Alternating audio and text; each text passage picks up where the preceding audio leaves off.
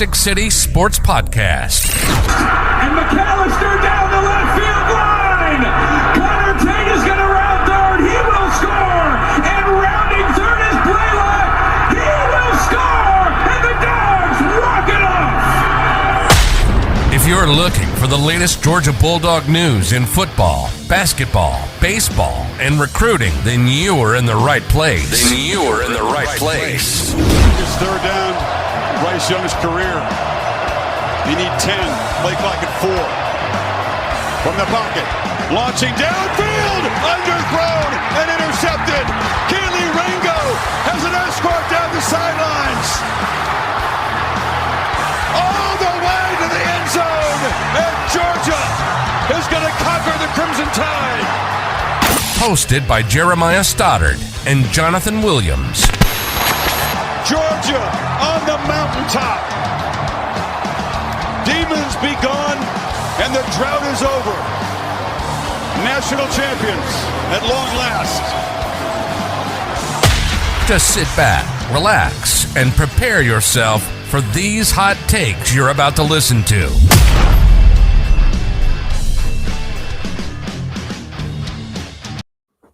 All right, welcome back to another episode of Classic City Sports. As always, Jeremiah Stoddard and Jonathan Williams here on this Sunday evening for you. Got a lot to talk about. Yesterday, Georgia came out and announced the starting quarterback for the 2023 season, so we're excited to talk about that. And then there was some interesting comments made by Kirby Smart on Marty and McGee with SEC Network within the past couple of days as well. So some content there for you, some things to break down from that conversation, key takeaways that I had and Jonathan had from it as well.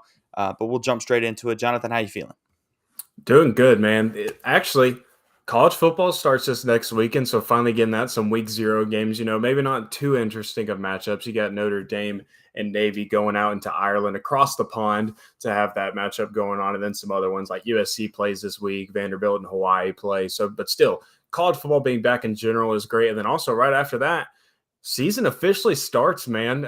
Next weekend, we'll be doing our SEC predictions, and then the season is here, man. The content is going to be rolling in. I'm super pumped about that. So, heck, anytime college football is here, you spend so much time. So much time just waiting and waiting. It's like, gosh, it feels like it's taking forever to get here.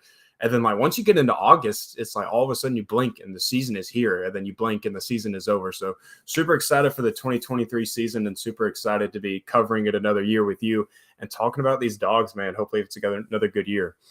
Yeah, we're excited about it. Obviously, like you said, football season's right around the corner. Past couple episodes, we've been saying, football is back, and it is back at this point. We're fully into fall camp, and there's all kinds of information coming out from there. NFL preseason has been going for a couple weeks now, and Georgia, like you just said, is 2 weeks away from having its first game, and we're a week away from having college football games being played as a whole. One thing before we get into it, I was looking at it, and I think it's like the 28th or 29th. I can't remember what day it is. But Florida plays Utah. It's like a Thursday night. And I thought that was pretty funny that you're in the SEC and everything. And it's week 1 and they give you a Thursday night game. I think that's kind of funny for me. But, neither here nor there. That was a funny takeaway for me. But either way, football season is back as of next week officially. And then fall camp, like I said, has been going on. So a lot of stuff has been coming out of that. As you can see with the title of this episode, Georgia has named a starting quarterback, and that starting quarterback is Carson Beck. And we've been on this train for a long time, I think, since after the season ended. I think you and I have been talking about the fact that we were pretty positive it was going to be Carson Beck's job to lose. And officially this week, Brooks Austin ended up getting Kirby Smart to admit to that yesterday. And the shouts out to the Film Guy fam right there. He got Kirby Smart to admit that in an interview yesterday that we actually have a starting quarterback named at Georgia. And that is something that we have not seen at Georgia very often, with Kirby Smart at least. Under my personal memory, I would say that you had Stetson Bennett was named the starting quarterback last year, and then maybe Eason the first year, in 2016, you knew who your quarterback was going to be that year. But Georgia, and then this year Carson Beck, obviously, you haven't really had a named starting quarterback going into the season like we have right now. And I don't even thinking back, I don't even know if Jacob Eason was announced as the starting No, quarterback. I don't think he was. So if I guess you've really had it twice with Georgia under Kirby Smart, and that was Stetson Bennett last year, and that is Carson Beck this year. Usually he doesn't name the starting quarterback, even throughout the season. It's an open job, is how he's always said it. But last year and this year, he's starting to actually name somebody, and I think that's huge personally. yeah, Grayson Lambert started as the starting quarterback for Georgia in 2016. I think people forget that when they played UNC in the first game in the Georgia Dome, Grayson Lambert rolled out as a starter, and I don't think it was till the next week that Jacob Eason officially That's solidified right. himself as a starter. And I think maybe one of those Jake Fromm years, not 2017, of course, because Jacob Eason started the year as a starter that season. But I think maybe 2018 and maybe even 2019 as well, Jake Fromm was always pursuing to be the starter. But I don't think he ever officially named Fromm, as a starter He until wasn't. like maybe the day of the game or something like that. Kirby Smart did that a lot in the 2021 season. Like every single week, me and you were having this conversation about people want to know who's going to be the starting quarterback this week. Is JT Daniels going to come back from injury? Is it Stetson Bennett's job to lose at this point? But now you've had, like, from the get-go last season in the offseason, like, Kirby Smart said, Stetson Bennett is our starting quarterback. Like, I want everybody to know that he came back to be our starting quarterback, and that is what he is going to be this year. And then, of course, this year, you're 2 weeks out, and Kirby says, we told Carson Beck at the beginning of last week, and we told all the other quarterbacks, he is going to be our starting quarterback this year. So I think that is interesting. I think it is good in this situation because when you do have a quarterback battle, when you have three guys that are kind of battling it out, like Gunnar Stockton's been showing out at practice a good bit. Brock Vandagriff is kind of doing his thing, coming into his own a little bit this offseason. And then, of course, Carson Beck been waiting his turn to get this opportunity. I think it is good that you give him some confidence, just so, like, dude, you've done what's necessary. We know you've waited for this opportunity. We're going to go ahead and tell you that you are going to be our starting quarterback this year. And now you give him 2 weeks to sit there and kind of, sit with that information and know, like, all right, I've been named the starter, and he has some time to prepare himself up into the season. But I think Carson Beck is more than ready to be the starting quarterback of this team. I think he is too, and like I said, we've been on this train for a long time at this point. I think most people really have. The national media like to always bring up the fact that there was a quarterback competition at Georgia. I think they wanted it to bring it that way, and honestly, I think Kirby has kind of wanted it that way up to like yesterday. He has wanted it to be that way.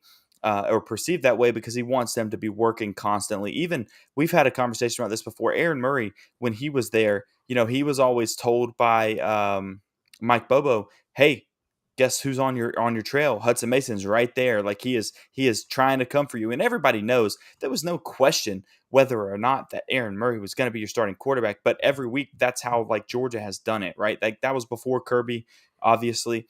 But that's how Georgia's done it for a very long time. Is like, especially with Mike Bobo, talking about him being the offensive coordinator again this year. That's how they do it, right? Like you can lose your job immediately if you aren't doing well, right? Like that's how they like it to be perceived. And it's a little different with the starting quarterback position because I think it takes a lot for you to bench your starting quarterback because that is a very, very key role. And somebody could have a bad day. That doesn't mean that you're not going to be able to win the job back or continue to hold that job rather. So it's always interesting to see how that plays out at Georgia. But I'm extremely excited about it. Yeah, I think he is very capable of this starting job. He did an interview with Aaron Murray a while back in the offseason. That's really what told me he was the starting quarterback because they about went around everything and basically were like, yeah, he's going to be the starting quarterback back then. But in that same interview, Carson Beck came out and he was talking about, was like, yeah, if this was like a previous year, I don't think I was ready to be the starting quarterback. I think I still needed some time to develop and everything like that. And then he came out and he was like, I'm ready now. I am ready this year. I feel like I've developed. I understand the offense. I feel like I understand what I am as a quarterback or who I am as a quarterback. And I think I can actually produce now. And so obviously seeing that being named is something that kind of should alleviate some stress from Georgia fans of thinking how close is that race? Because every week, right, all these different sites will come out with intel from these scrimmages and, hey, Beck might have had a little bit of a rough day today, or, hey, guess who's looking really good? Gunnar Stockton, or maybe Brock Vandagriff had a really good day. All of that kind of stuff seems to come out, and you're going, well, how close is the quarterback competition? Now you don't have to really question that as much because we know it's been told to us publicly at this point by Kirby Smart, and what he says stands very, very true. And like that's not something that's going to change. even within the first couple weeks. Obviously, you get UT Martin, I think Ball State week 2, and then you end up getting South Carolina week 3. You don't really get a test for your quarterback till week 3. But even if he didn't have the best day of all out of, at week 3 against South Carolina, he's not going to lose his starting job. You know what I mean? Yeah, absolutely. And I think one reason maybe why they went ahead and named Carson Beck as a starter is because, like my dad is saying in the comments right now, it should help the team focus a little bit. But not only that, the offense would change if Brock Vandagriff was the starter. Like, it would change in a little bit. And same thing for Gunnar Stockton. I know Kirby Smart said that these quarterbacks are more the same than they are different, but I don't know if that's exactly true. Like, you think about what Brock Vandagriff's strengths are. Brock Vandagriff is an athlete. He's a mobile quarterback. Yeah. We saw that in the G-Day game. And Gunnar Stockton is kind of the same way. Maybe not as athletic as Gunnar or as Brock Vandagriff, but he is still very much a mobile quarterback, kind of like a Baker Mayfield type of guy where he may not have the elite speed to break away from defenders, but he is quick enough and he is athletic enough to where he can move around in the pocket a lot. Carson Beck isn't exactly that. He's not a statue in the quarterback by any means, but he's also not going to be your Stetson Bennett type of guy where you're maybe rolling him out of the pocket and changing the launch point in the pocket like Brooks Austin would say. So I think it's also important that you go ahead and name Carson Beck the starter because now you can start formulating your offense and you know what your offensive identity is going to be with Carson Beck. And when your ones are out there, like this is how the offense is going to look for the rest of the year and kind of what we're shaping up to be and what Mike Bobo's thinking that we should be like when Carson Beck is our starter. Because, I mean, if you're thinking that, like I said, if you're thinking that if Brock Vandagriff was the starting quarterback, that there wouldn't be some you're not doing design QB runs with Carson Beck as your quarterback. Like he can run it out of the pocket. He can pick up some yards with his feet because he is still athletic enough to do that. But his play style and Brock Vandagriff's play style are a little different to where you would change the offense. You absolutely would because you would almost have to because you want to play to their strengths, obviously. Oh, for sure. And to say that he's not mobile wouldn't be accurate, obviously. And I'm not saying you didn't say that, obviously, but he's the type of quarterback that I think he can buy time and he can scramble if he really needs to. He's obviously got some speed to him. We've seen that, in the G-Day game. We've seen that in the games that he's gotten put in when he needs to scramble, he will. He's just not necessarily the guy that's looking to scramble, right? Or that's such a drastic piece of their game that's one of their weapons to use versus when you have a Brock Vandagriff or a Gunnar Stockton, and that's part of their game plan, right? It has to be game plan for them because that is one of their skill sets. And saying that, it's not necessarily one of Beck's skill sets doesn't mean he can't do it at all. It just means it's not something that you're going to game plan for. They're not going to be quarterback designed runs like you were just talking about, but he can definitely do it. At this point, it is time to lock in. We just talked about earlier in the episode, 2 weeks away from Georgia's first game at this point. It's time to really focus on who you are as an offense and be able to prepare for that and plan for it. And I think that's why that starting quarterback has been named at this point. I think Kirby Smart started to realize that does make a difference and it does make an impact on the roster as a whole. So with that, let's jump to the next part of this where we're talking about he has been named the starting quarterback. What type of impact does that have on the offensive game plan or what Georgia's going to do moving forward? Well, I think one of Beck's biggest strengths is that he's a processor. He can sit there, he processes information very quickly, and he's very quick with the decisions. And I think that's what a lot of people took away from the spring game as you watched him command that offense. And he was very quick and decisive with his decisions. And he wasn't doing the thing where if you know who your hot target is, if you know who your number one option is, or you think is going to be open, he's not staring down his wide receiver and just praying and hoping and holding on to the football until he gets open. If number one isn't there at the right time, then he's quickly shifting through the offense. His eyes are always moving. You saw that even in his games last season when he came in as the backup. His feet are attached to his eyes. That's another big thing. So I think his fundamentals are there. So I think Georgia is going to be able to third down wise, Georgia's going to be in great hands. I mean, I think regardless of any situation, I think Beck has all of the tools that for Georgia to be successful this year. And I said it on the show with Brooks and Christian last week. I said, my bold prediction this year is I think Georgia's going to be the most explosive offense in the entire country. I think with Brock Banders, Dominic Lovett, Ladd McConkey, Arian Smith, Ra Thomas, all those guys, and how Bobo dials up shots like he did with Aaron Murray back in 2013 and 2012, I think this offense has the opportunity to be super explosive. I mean, just taking deep shots down the field because it's all about the timing of the play call. You're not going to do the thing where you're running deep shots every time because that's not ideal for you to run an offense. But I think the way that Carson Beck is modeled to be a quarterback, I think he is going to put Georgia in a position where they can be successful. He can set them up for deep shots, but he's always going to have you in the right place offensively. He's not going to be out there making dumb decisions. He's going to do his best. Like Carson Beck's biggest goal is keep the chains moving. And he's the definition of that. That's the whole idea of an offense, but that is Carson Beck to a T. Like, what can I do to make sure and help our chances of moving the chains each and every single down?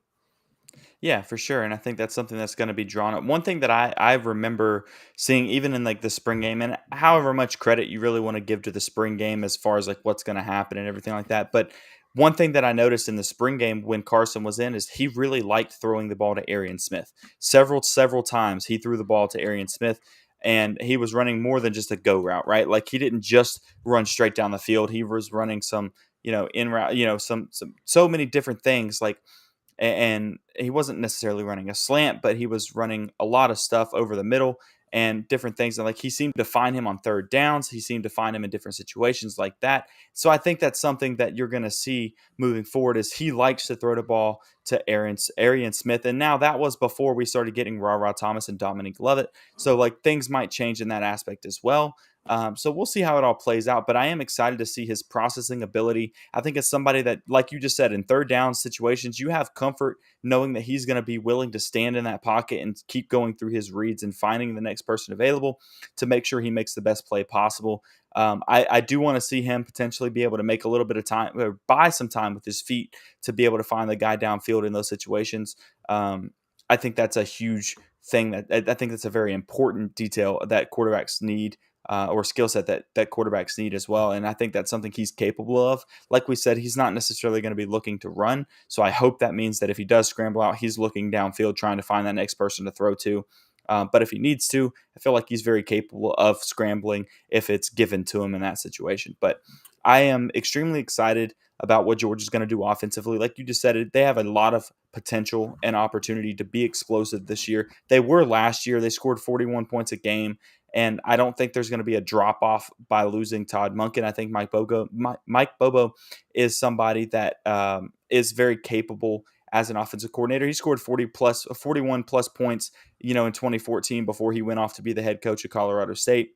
And I think that's something that shouldn't be lost on people. There's a reason that he left to go get that starting job, is he wants to score a lot of points. And he was looked at as somebody that could score a lot of points and produce on that side of it. And I think that, if he was given a template from Todd Monken, he's going to be able to utilize that same strategy. He is a smart and skillful offensive coordinator, and I think that he'll be able to kind of take over seamlessly. Someone threw out the comparison that Carson Beck reminds him a lot of Matt Ryan. And while I think that they are different in some aspects. Like I do think Carson Beck is a little bit of a better athlete than Matt Ryan was, but I think they are the same. Matt Ryan was always a great processor. He was always a great quarterback in regards to distributing the football to a large amount of different receivers. He had Julio Jones for pretty much his entire career. And yet, while he did get him the ball when he needed to, and he was definitely feeding his man, he was also throwing the ball around all over the field to a bunch of different guys throughout the entire season. I think that MVP season, he threw a touchdown pass to 16 different receivers. That is insane. Yeah. That is absolutely insane to think about. And I think that is what Carson Beck is. He is going to have Brock Bowers this season, but he's not going to just let that dictate how he is going to run that offense and how he's going to process things. If he doesn't feel like Brock Bowers is open, or he doesn't feel like Brock Bowers gives him the best chance to move the chains, then he's going to go look at Dominic Lovett. He's going to go look at Ra Thomas. He's going to go look at Marcus Rosemi-Jackson. He's going to go look at Ladd McConkey. You have all these options to work with in an offense, so you might as well use all of them. So I think in regards to how they approach the offense, they approach the position and how they manage the game, I think that is a great comparison, because I think there are a lot of similarities in their play style.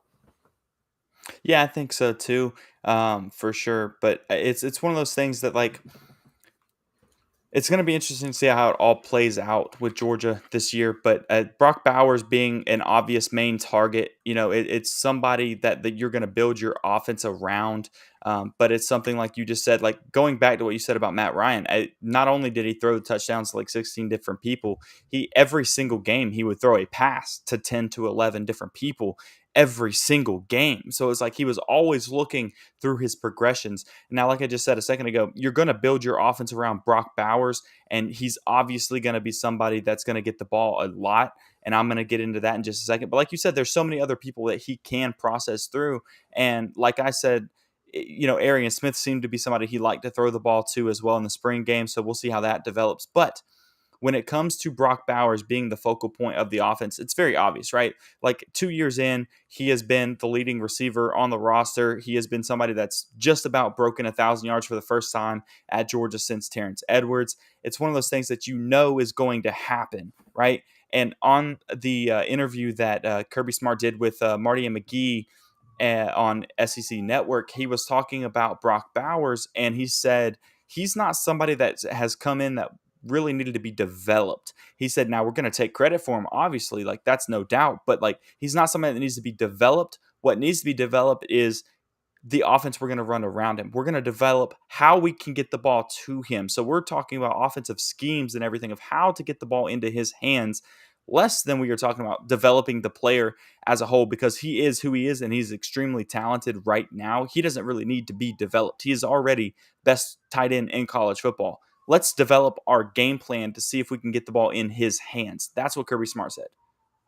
Yeah, I mean, he was ranked as the second best player in all of college football by ESPN, only behind Caleb Williams. So why would you not, develop a game plan that is centered around him? I think they did that from the jump. That Clemson game plan, it was clearly centered around, like, let's try and get 19 as many touches as possible, even with him as a true freshman. Like, it seemed like given any opportunity, Brock Bowers was getting the ball in his very first game as a collegiate athlete, and that's only continued to progress throughout his career. So I think this year is definitely going to be no different. As I've continued to say multiple times, you only get one more year of him, so you might as well use it. But I don't think they're going to overuse him by any means. I don't think they're going to put a lot more miles on his vehicle being Brock Bowers before he goes into the NFL. You don't want to deteriorate him too much before he goes to the next level, but you are going to get usage out of him, and you are going to make the most of his touches this year.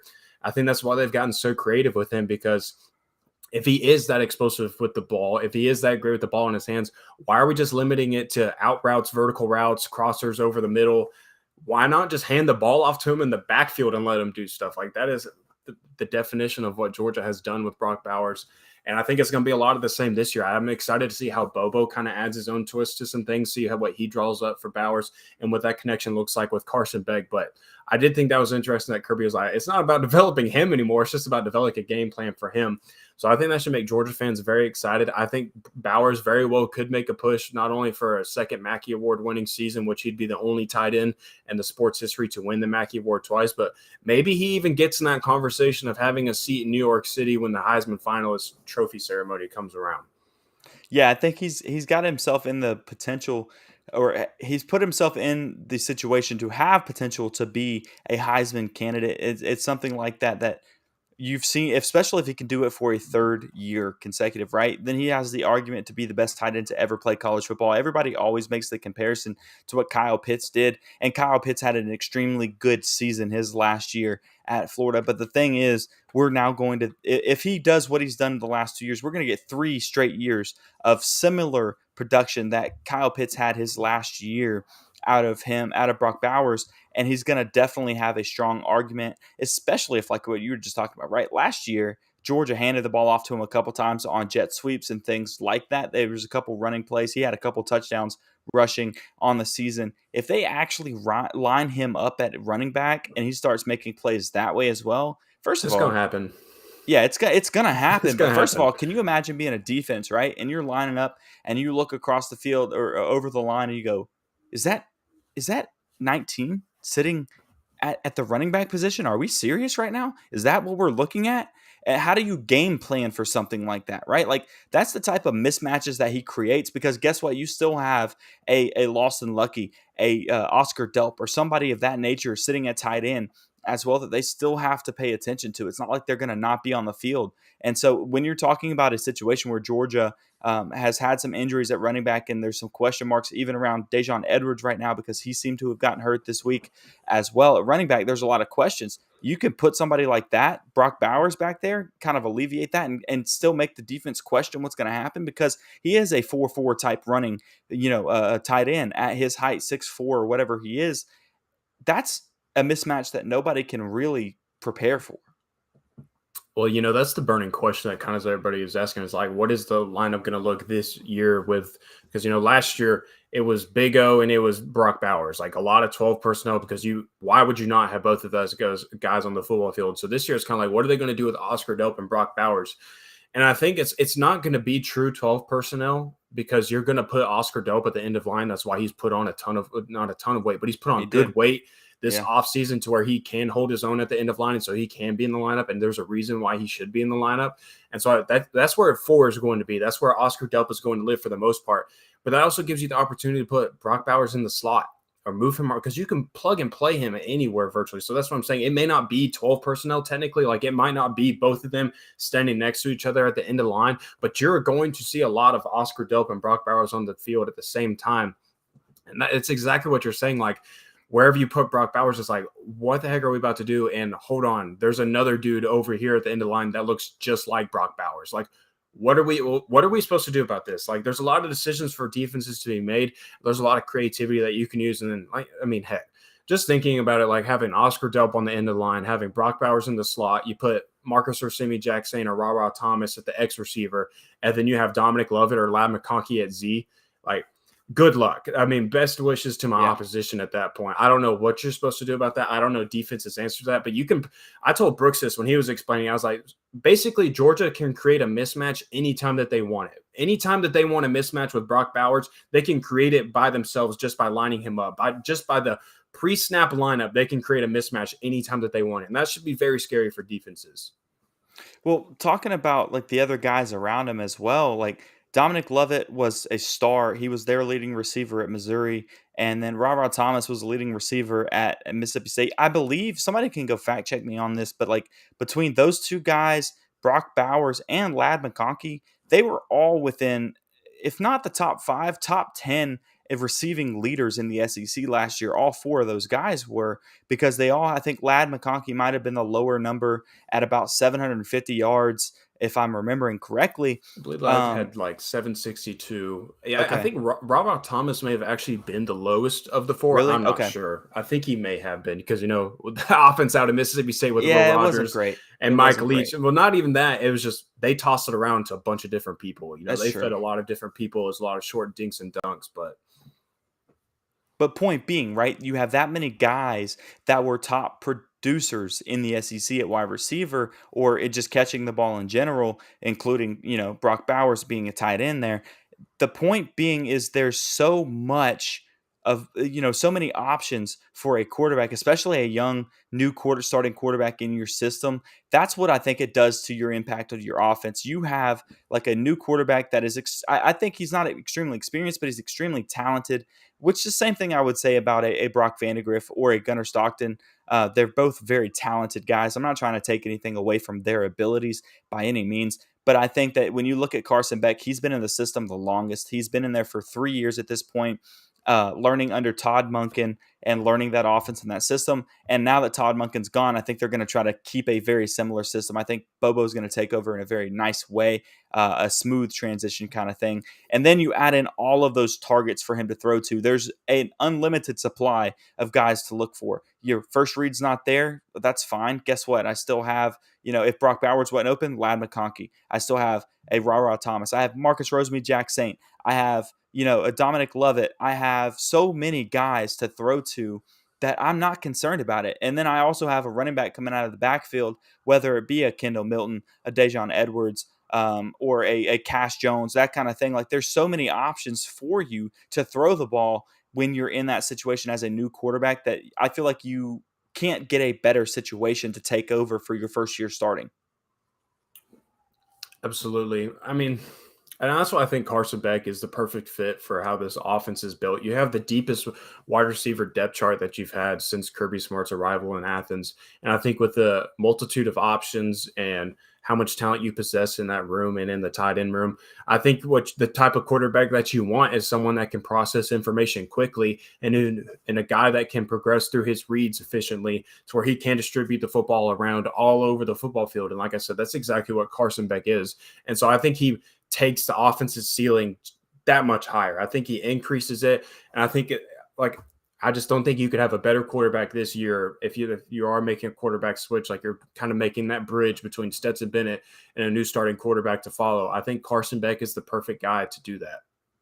Well, you remember Kirby Smart was talking about this a couple weeks ago before they named the starter, and his comment back to anybody that asking about the quarterback situation was, we're going to put the guy out there that puts the team as a whole in the best position, that can lead the team, in the best way and put the ball in the right hands and make the best decisions, kind of thing. So at this point, that's how we know that is Carson Beck, right? Like, he has now made that decision after a couple weeks ago making those comments about making sure the right guy is in that position. And I think that it adds some comfort for me as a Georgia fan to know that this is the guy that, while there's so many talented guys on the roster, this is the one that will put Georgia's offense in the best position, down in and down out, and he will make sure he's protecting the ball the most and taking care of everything. So me personally, as a Georgia fan, going outside of the media side of it, just as a fan, like, I'm extremely excited about his abilities and where Georgia's moving next year, coming off of such a successful offense last year that they had, best they've had since 2014 when Bobo was there. I think it's something that, there's no doubt in my mind that Georgia's going to have a successful year, especially when you're talking about the schedule that they have this year. I think we've talked about this several times. There's some games on there that could surprise you, and I'm not going to go into all the stuff overall just yet, because next week we'll talk about our SEC predictions and give an official ranking of where Georgia's going to stand next year or next season, and where everybody else falls behind them. So I'm not going to jump into that just yet. But point being, the Georgia's in a very good position to have success and put themselves in national championship contention for the third straight year.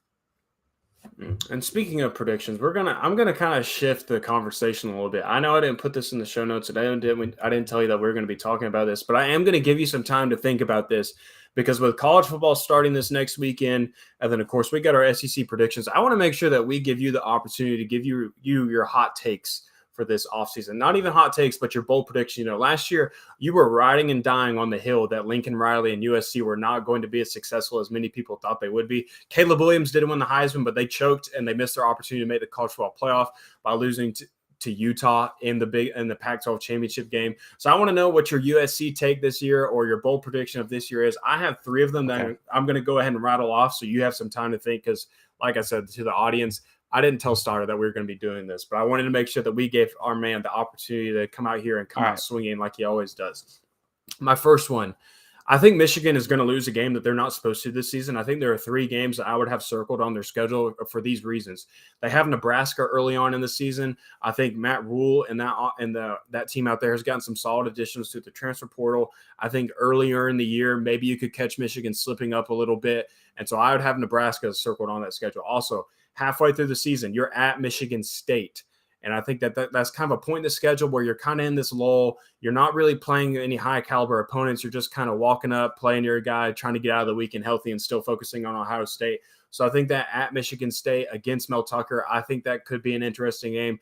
And then also Michigan plays at Maryland right before they go play Ohio State. I believe it's at Maryland. I know they play Maryland right before Ohio State. I think that's another game that maybe you get Michigan and Jim Harbaugh and those guys sleeping. Okay. Maybe looking ahead a week away. And also Talia Tagovailoa, the quarterback out there, he's still there. I think Raheem Jarrett, the pretty solid wide receiver, is still out there as well for the Terrapins. So I think those are 3 games that maybe Michigan, you put a little question mark beside it, keep it in the back of your mind. And if they end up losing one of those games, you can just say, the doctor told us so. He told me it was going to happen. Second one, I think Quinshon Judkins makes the top 7 for Heisman finalists. He had 1,500 rushing yards last year as a true freshman. That offense is going to fuel through him. Lane Kiffin and them love running the football. I think he's going to be the focal point of that offense. And they also have a really deep quarterback room with a ton of talent. So interested to see how that works out. But I think, and the reason why I say top 7, because I might sound a little weird, I don't think he ends up being a finalist. But I think when you get into October and November, Quinshon Judkins is going to be in that Heisman conversation, and people are going to be talking about him and whether or not he deserves a seat next to the rest of the finalists. I think he's a leading rusher in the SEC next year, the leading rusher in the SEC next year. Whether or not that puts him in Heisman candidacy or not, because they don't really go towards the running back on that, but I think he leads the SEC in rushing yards next year. Oh, absolutely. I think he's the best running back in the SEC, so I think that's very doable for him. My last one, I think Duke football is going to finish as a top 15 team. They have Riley Leonard at quarterback, who is an Okay. NFL prospect, by the way. I had my own concerns about him, but after kind of evaluating him and talking to some people about him, he is without a doubt an NFL prospect. I don't know what it is about Duke and them, but they always tend to find themselves a really solid quarterback. So they also returned their top 3 playmakers from last season, and last year they finished 26th in the final rankings. So they were just outside of the top 25. They have a pretty tough schedule, but I think that if you can get some signature wins, if you can beat some of those tough opponents on your schedule, if you can sneak a win or two, I think Duke absolutely has the opportunity to finish as a top 15 football team this year. So those are my 3 hot takes for the year, or bold predictions. I keep calling them hot takes. These are not hot takes. These are just our bold predictions for the season. So Stoddard, I tried there. I tried to go on and talk for about, I don't know, maybe 5 minutes or so. I don't know how long that was. So I'm hoping that you can at least give us 1 or 2 that you have this year. But I want to know, what are your bold predictions for the 2023 college football season? All right. So first of all, I want to address a comment right there. Does Judkins rush for 2,000 yards this year from our boy Harrison? I'm going to say there's no chance, right? 2,000. If he were to go for 2,000, go ahead and hand him the Heisman, because that's at that point that's insane, right? Like that's insane. At that point, not only is he a top 7 candidate, he's winning it. And if you don't give it to him, the whole thing's freaking rigged, because Who's the 2,000 yards? Have we even had a guy do that in college Did football? Leonard Fournette do it at LSU? He didn't do 2,000. 2,000 yards, man. That's a lot. You know I what? don't know I'm if gonna look that anybody's up. ever done that. I'm gonna look Harrison, that up. you're in the comments. You go look that up for me. Has a running back in college football ever hit 2,000 yards? Then that'll make a difference for me. You go ahead and tell me that. But if he does, he'll be the one that is obviously a Heisman. I think he wins it at that point. And to defend myself about USC last year, before I get into my hot takes, my thing about USC last year was they went 4-8 the year before. I was telling everybody they were not going to go from 4-8 to being a playoff team, and I was right when it was all said and done. They had a good season. Caleb Williams and Lincoln Riley did have a big, a lot of production out there as well. So they did make a lot of improvement. They just didn't quite get to the playoffs on there. All right, Barry Sanders is the only one that is he the only one? I'll tell you. There's quite a list of them. I'll tell you. Tomlinson. Okay. I'll tell you the most recent ones to do it. Christian McCaffrey did it at Stanford. Okay. Let's see. There's some other names on here. Matt Forte is a guy that did it in college. Derrick Henry did it at Alabama in 2015. Did he really? Melvin Gordon did it in 2014. He won the Heisman, though. Henry won the Heisman, didn't he? So, yeah. So there's a very short list of players that have done it in the SEC. 2,000 rushing yards, man. That is a lot. Derrick Henry, Melvin Gordon, LaDainian Tomlinson, Barry Sanders, and Jonathan Taylor, who he was at Wisconsin. Henry was Bama. I'm going to go ahead and tell you, he ain't getting 2,000 rushing yards. I'll go ahead and tell you right now. I don't see that happening. I don't see that happening either, but apparently a few more people have done it than I thought have. I didn't even know if somebody – it feels like video game numbers for a running back. Donnell to do Pumphrey? That. Yeah, I don't even I don't even know who that is. My man was fighting in World War II while playing college football for sure. For San sure. Diego State in 2016. I don't even know who that is. But either way, I'm going to get back into my hot take. I'll give you my first one. I'll stay in the Pac-12 for this one, right? Because the Pac-12 is about to be completely obliterated here soon. And I'm not going to stick on the USC train. I think they're going to be a good team this year. I think they're going to be in contention for something because, like I said, last year they were going from 4-8 to being, a competitor, but not quite playoff-ready team. And they couldn't quite get over that Utah hurdle that they lost to them twice late in the season. But I think Oregon, by the time we get to November, is a playoff candidate team. That's what I will say. I'm not saying they're going to make the playoffs because I'm not going to go that far yet, right? I'm just going to say by November, Oregon's going to be in the conversation when there's a CFP playoff ranking coming out, right? They could be in the top 4 when it's in November. I got a question for you. I want to know your answer to this because I was kind of talking about this with some guys the other day. Is Bo Nix? Is there another quarterback that because that Georgia would face where you just knew it's for sure a win. Like Bo Nix is playing. We're going against Bo Nix. Like you can go ahead and mark that one as a dub. What do you have any other quarterbacks where like you as a Georgia fan felt that way? Like anytime he was a starting quarterback, like you just knew like, oh yeah, that's a dub. Mark it up as a dub because Georgia absolutely obliterated and dominated Bo Nix. I mean, every single time that they played him, all the way over to Oregon even. So I'm like, is there any other quarterback that kind of comes to mind? Like once you saw him, once you saw them coming up on the schedule, you're just like, oh yeah, Georgia's going to win this weekend. We don't even have to sweat this one out. I'm trying to think of like the quarterbacks that stuck around for a while. You can't use Bama quarterbacks because Bama was Bama. You couldn't ever, say that you were going to beat somebody like that. Auburn, um, I mean, Georgia's beaten Auburn for so long, but like you just said, Bo Nix was there for a few years, so that's the one that's going to come to mind. I mean, Connor Shaw was somebody with South Carolina I was never really terrified of. I don't know if he actually beat Georgia one year or not. Yeah, Felipe Franks is definitely one. I was never scared of Felipe Franks when he was there at Florida. And then good question of whether or not he beat Georgia or not. I can't remember what years he was officially there. Brooks threw out the name Reggie Ball when he was quarterback at Georgia Tech because he quite literally won a game for Georgia. He threw the ball out of bounds on 4th down. And then he was also the quarterback that threw like 3 or 4 interceptions in a game. Like I thought that was another good one. I was trying to think of some other ones as well when this question was posed, and I really couldn't think of any others like outside of like Bo Nix, some of the names that you guys mentioned, like Felipe Franks, Emory Jones, like kind of those lineup of quarterbacks that Florida had for a little bit. Like you just knew that it was going to be a dub for Georgia.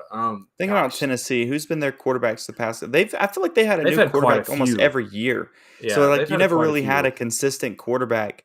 Even Hendon Hooker was like only the real starter for like a year, and then he was gone. And you're going to get Joe Milton for probably about a year. Like I feel like you don't get a lot of multi-year guys in the SEC lately. I feel like Georgia hasn't played the same quarterback that many times.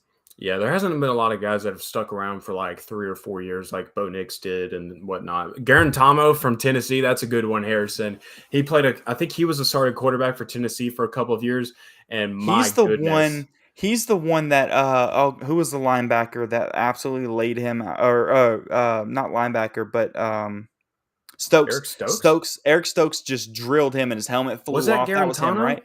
I think that was Garantano. I don't think that was Garantano. And then is it not? Garantano was a little earlier than that. Like I remember Garantano. Sure? I remember Garantano being the starting quarterback in like 2014, 2015, that type of era. I didn't think it was that long ago. Yeah, that was Marr. That's what I thought. Marr was the starting quarterback. Okay, and that was his first. That was his first game as a starting quarterback officially too, I think. And then he just got destroyed.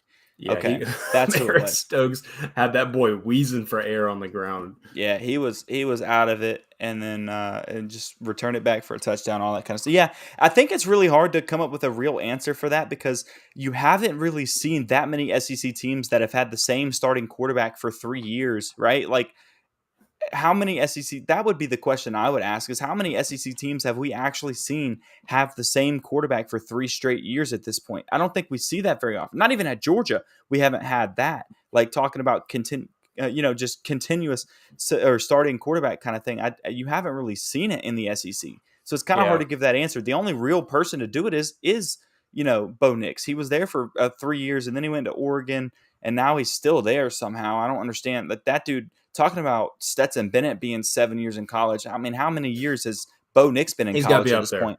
He's got to have this got to be his 6th season or something like that. It's insane. It's close to it. We'll have to get some of our older viewers in the comments when you guys are watching this back. You'll have to give us a little history lesson on some names like during your childhood, like maybe in the earlier 2000s, like some quarterbacks that when Georgia went up against them, you just knew for a fact that Georgia was going to be getting a dub. You'll have to give us a little history lesson in the comments. I think you did say that you had another bold take, and I kind of went away in the other direction, so I didn't mean to interrupt you on that. But I'll let you give your last bold prediction. I don't know if it's bold because I think a lot of people are thinking it, and hence the way that the AP rankings just came out. I think Bama loses 2 games this year. I think that's in the regular season. And so I don't think they're really by the time we get to the final college football playoff situations, I don't know if they're really in conversation for it. I think that's going to be my bold take. I think they have so many question marks about what their offense is going to look like. Their defense has been abysmal for the past couple of seasons, and I don't think they're going to be able to score to make up for it enough. I think obviously they play Tennessee this year. They play them every year. I think that could be a loss for them. I think that even an Ole Miss is a tough game for them. There's a few in there that I haven't looked at their schedule officially yet. We'll do that again next ain't week. no Like I said, cakewalk. I'll tell you that. it's not a cakewalk. LSU is going to beat them, in my opinion. I think Tennessee is going to beat them. So I think those would be my two teams. You think Tennessee is going to go back to back? They are on the road this year. I'm not saying they will. I'm not saying they will beat them. I'm saying that they could beat them. They have the potential to beat them. I mean, definitely. I mean, early in the season, you play Texas. You do get that game at home this year, so that is a plus for you. But LSU, that's going to be a tough one.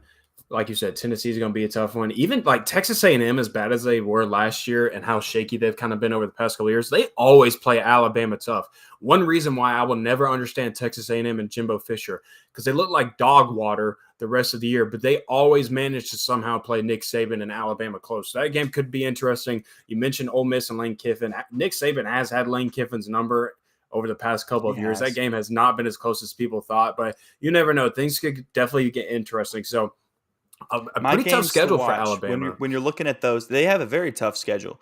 My 4 games that I'll say that they're gonna lose 2 of these. So you got Texas to start the season off. You have Tennessee, you have LSU, and you have Ole Miss. They're gonna lose 2 of those games. That's what I'll say. That's my bold prediction for the season. They lose 2 of those 4 games. Harrison mentions Auburn. I believe that game is at Jordan-Hare this season. They're not losing to Auburn this Stoddard. year. I'm sorry, man. Look, I understand that Auburn may not have the most prolific roster this year, and it is year 1 with Hugh Freeze, but there's some voodoo magic, and you know that more than anybody. I know that, but they're not losing to Auburn this year. Auburn's always going to be dog water. It's always a tough game, though. It's always close. So, like, you can't just go out here and write off Auburn right away. I don't care. I don't care what anybody's record is going into that, but I think there is something worth mentioning about Auburn and potentially upsetting Alabama there late in the season. Auburn's not winning that game, y'all. I know what you're saying because Georgia has fallen victim to being in Jordan-Hare Stadium multiple times, and then Bama's fell into it too. Kick 6 kind of thing. That was the same year that Georgia lost on that Hail Mary play where I think it was Trey Matthews was the safety on it that tipped it up, and then he ended up transferring to Auburn next year. It was John Harvey Clemens, and I know John Harvey, I think, was the other Trey person. Matthews. Yeah, I think it was those 2 guys. I know Josh Harvey. I think this was 2013, right? Somebody can confirm, but I think that was the 2013 year, and it happened to Georgia, and then it happened in the Iron Bowl where they had the kick 6. It was the same season that happened. Yeah, it was. That year was crazy, but that was the year that they went and played Jameis Winston in Florida State in the national championship game. Yes. So that's what I'm saying. Like, I will never just come out here and say, like, oh, you can go ahead and mark the Auburn game off as a win for Alabama. That game is always close. There's something about those type of rivalries, man. I don't care. And especially the fact that I'm pretty sure it's played in Jordan-Hare this season. Like, man, it is. That is.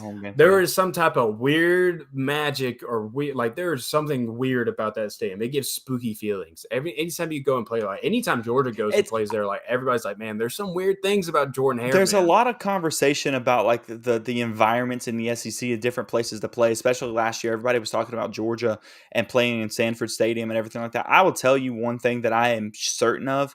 Playing in Jordan-Hare Stadium, no matter the level of competition that they are that year, that is a hard stadium to play in. I think the fans play a factor into it. They're very rowdy. They're very loud. I think that does make a difference when you're talking about the environment as a whole. I think that's what plays a part into it. And Tuman's Corner is making a return this year. It is. So what better year to get that thing, break that thing out, and beat Alabama in the Iron Bowl in Hugh Freeze's first year? My goodness, what a way that would be to get that tradition starting off. And I know that's at the end of the season, so I'm sure they will have already rolled Tuman's Corner before that game. But man, that would be quite an introduction or reintroduction to this year with Tuman's Corner coming back. For sure, but we'll see how it all plays out. That's my second one. That's all I got right now without thinking about it too much. I'll try to. By next week, I'll try to see if I can come up with a better one. You did. I had to kind of come up with it real quick, but those 2 I'm pretty confident about. I think Oregon is going to be a national contender come November. I'm not saying they're going to make the playoffs. I'm saying that there will be a national contender in November. And so the last couple games of the season will be defining moments for our boy Dan Lanning out there and Oregon and Bo Nix, all of them. And I think Alabama struggles. I think they lose 2 games in those 4. I think it's within those 4 games that they are going to lose 2 of them. So we'll see how it all plays off. Texas gives us the first game of the year, so we won't have to wait long to see how that one goes. No, we won't. I can already tell you how it's going to go when the Iron Bowl comes around. As soon as Auburn jumps out 7-0, Stoddard's phone is not going to quit lighting up for the rest of the night because Harrison, Dan, and I are going to be harassing him about how he said Auburn didn't even have a chance. So I can't wait for that moment. Harrison, I didn't say they didn't have a chance. I just said that they're not going to win the game. No, we heard you. I didn't say they wouldn't compete throughout the game. They're going to lose at the end of it. That's all I'm saying. We heard you. We heard what you said. You don't have to correct us. Harrison keeps bringing up Vandy beats Florida. While I can see it, I think if there was a year for Vanderbilt to beat Florida, without a doubt, it is this year. I just don't know if I would call that a bold take. I mean, I have Florida. I'll go ahead. Spoiler alert for next week. I have Florida finishing second to last in the SEC East. So they're going to be bad. It's going to be bad. It's going to be bad for Billy Napier. It's going to be bad for Florida this year. It is going to be a doo-doo season. So, I mean, I guess you can call it a hot take because Vanderbilt has just been steamrolled by anybody and everybody pretty much in the SEC East for a long time. But in the grand scheme of things, like if you're just looking at this season, I don't even know if you can even call that a bold take if Vanderbilt were to go and beat Florida. But if Vanderbilt does go and beat Florida this year, Billy Napier better start getting on his hands and knees and praying to the good Lord because boy, is that seat going to get hot so quick. Man, yeah, I agree. We'll see how everything plays out this year. But I think that's all I got for the episode this week. Jonathan, what you got? No, yeah. I mean, heck, 50 minutes in, heck of an episode. Super excited. Like I said, we've been teasing it a lot this episode, but next week we'll be running down our entire SEC predictions for the East and West, an old tradition, or not even an old tradition, but a tradition of ours that we have been doing before every single season. An annual tradition for us, yeah. An annual tradition for sure. We may not always get them all right, and you know what? You may laugh at us, but it's some good content. It's all for fun and games, just to kind of see how we finish out. We love scoring and grading ourselves throughout the year, so excited to see how that plays out and how our predictions match up against one another and how our rankings finish out. So appreciate all of you guys that were in the comments. We had a bunch of people tuning in. I think that last segment really got the people going. And so I love seeing you guys bringing up some of your takes as well and joining on the conversation as always. Love you guys for showing up every single week for us and supporting us. Go ahead and like and subscribe if you haven't already. I think most of you guys that are with us right now have, but hey, if you're a new listener, if you're watching us back earlier in this week, go ahead and hit that like and subscribe button so you can be ready and you can see the alert when we are talking about our predictions for next week. So that is going to do it. And Stoddard, you can close us out. All right. Every Sunday at 8 p.m. this season, you will find us here on this channel. So like you said, just make sure you subscribe to the channel. You get those updates. Follow us on Twitter and social media with the @ that are below me right here. But as always, keep it classy in the Classic City, and we will catch you guys next week.